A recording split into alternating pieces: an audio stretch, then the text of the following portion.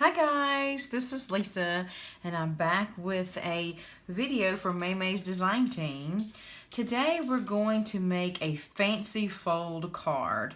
I'm going to be using some birthday paper and a happy birthday stamp from Maymay Stamp Set All Occasions. And I'm going to use some older products that I already have at home. This is an older punch set that we'll get into. So I'll show you kind of my vision for this card. I started working on a side step card. You can kind of see my mistakes here, but this is kind of what I'm looking to do. I want this to be birthday here, like it says happy birthday, and I want this to kind of be like a cake with some icing and maybe some candles popping up. So this is kind of where we're going with that. So let's get started and see what we can make. We are going to start with a piece of cardstock that is cut to 5.5 by 8.5. And then we're going to make a slit in that cardstock. So I'm going to put my cardstock on 2.5. So let me get that where you can see it, 2.5 on my trimmer. And I'm going to cut it at 2 1/8 to 7 5/8. So I'm just going to use my ruler here on my cutter and try to go from 2 1/8 to 7 5/8. So I'm going to go 2 1/8 and sink my blade. Oops, sorry, I got right in the way, didn't I? 2 1/8 and come all the way down to 7 5/8, which is 1 past 7.5. Okay, and that's what that should look like. Just a slit right in the middle of my cardstock. Okay. Then I'm going to get my scoring tool, and I'm going to put it in the scoring tool with the 2 1/8 on the left side, and then the small part of the slit here on the right side. I'll get my left and my right right in just a second. So I'm going to make a series of score lines here, and all these will be in the details below this video. So where we're going to start as 2 1/8. So I'm going to go to 2 1/8, should be right here. Right. And I'm just going to go to that first score line. And I'm going to stop. 7 1/4, but this one's going to go all the way across. 4 1/4, sorry, 4 1/4. This one's going to go all the way across. Then I'm going to go to 5.5. And that's going to go to the first score line. And then 6 3/4, 6 3/4, that's going to go to the first score line. And then 7 5/8. So basically where we ended that slit is where the score line is going to end. So again, these measurements will be down below. So let's get to folding. So now what I'm going to do is I'm just going to work my score lines. The one in the middle here, go ahead and fold. That one will be easy. Fold that back and forth. Fold these others here, get those started. Get this one started. Okay, so this is going to pop up. Okay, this one on the right is going to go up, down, up, down. Okay. Then I'm going to burnish a little bit here with my pencil. Okay. So there we go. So the one in the middle that went all the way across now is here. See, there's the other side of it, and then I just did a fan fold. That went up, down, up, down. So now we have a stair-step card. So now comes the fun part. We get to embellish. So I went ahead and pre-cut some paper. So here's some party paper I'm going to put here. And it is cut, all of these are going to be 3 wide because the card was cut, well, I say I didn't, that's not correct. This one is 2.5 by 4.25. Okay, and look what I got. I finally scored a stopper topper. So excited. And this one has a little owl on it. So cool. I'm gonna put some art glitter glue on here.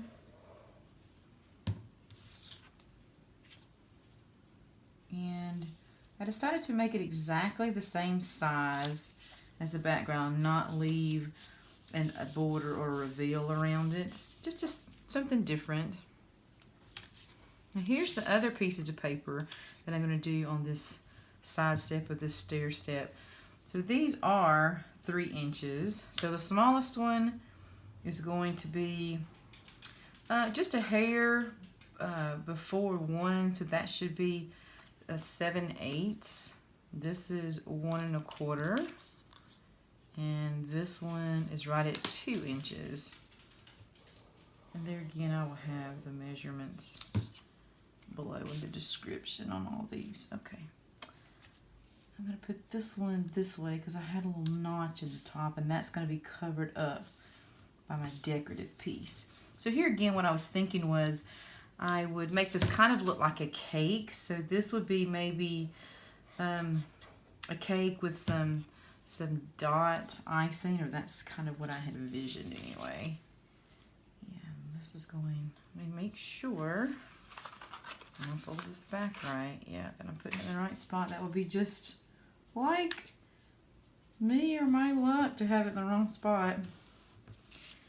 And then this is gonna go at the bottom. And then we will do some icing on the cake, so to speak.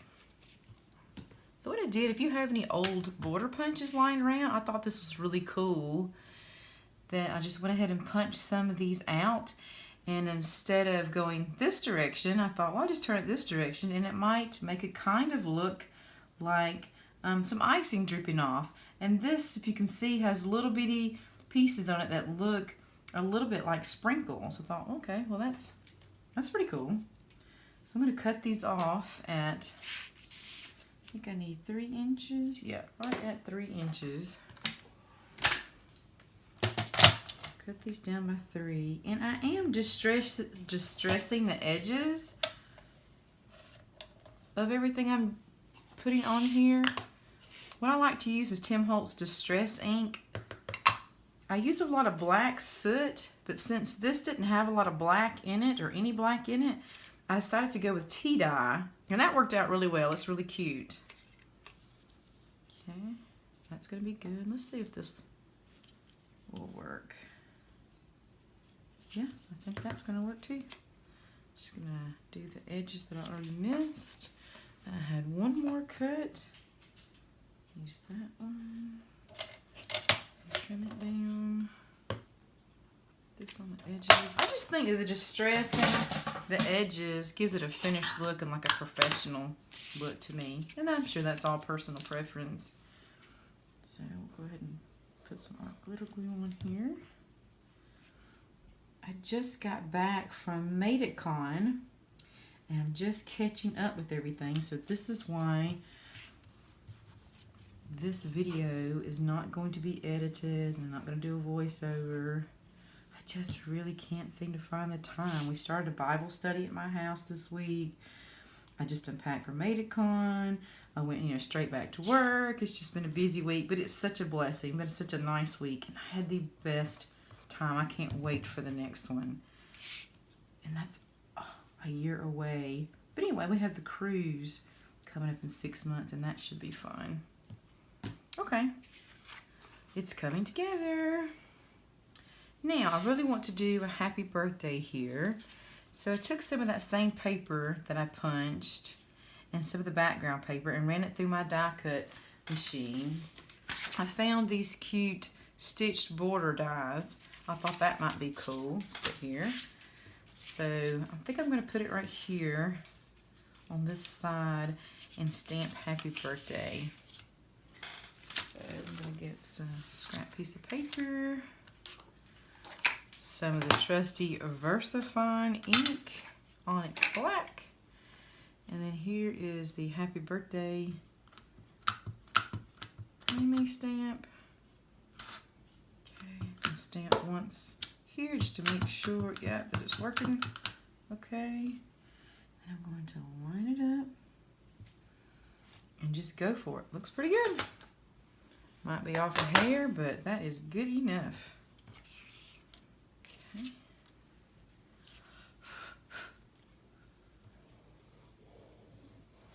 Some trusty art glitter glue. I do not know how many bottles of art glitter glue were at Made It Con. It was so funny. Very few people on their table did not have some art glitter glue, some type of bottle. It was so funny that we all are in agreement on that one product. A lot of different trimmers, a lot of different tools, but a lot of people agree that they could not live without art glitter glue since they have found it. So now let's kind of get this stair step. Oh, cute. Back. Let's see it here. Isn't that coming along? That's so cute. Just kind of looks like a cake. It kind of does, yeah. All right, I'm kind of excited. So what I did is I did not have anything to cut a candle out, so I used this on my Cricut. These were too big. I went back and cut some more that was a little smaller. Cut some out of a couple different types of paper. And then on that same, this mustard yellow we're using as a background, I cut some candle, the flames, right? And so I'll show you kind of how I put the candle together. This is my kind of envisioned how I wanted to do this. I started with that little candle base. I took just a long strip of white and glued white to the back and put the flame on the top so it had a little bit of the white showing between, so that kind of looks like the wick. So let's just see how this is going to work now.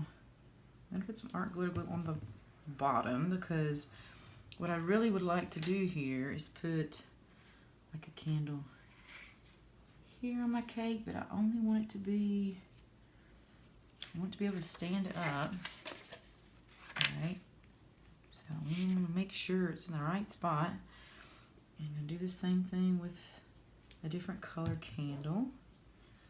Put that bad boy right here. Cool, cool, cool. Okay. I think I'll put the next one kind of in the center of this. Oh, got a little bit of ink smear. That's okay. Okay. Then I think I'll do a couple more on the bottom. This is going to be so cute. It's really coming along. This is just what I had envisioned. So cute. And once again, on all of these, I distress the edges with Tim Holtz Distress ink in the shade Tea Dye.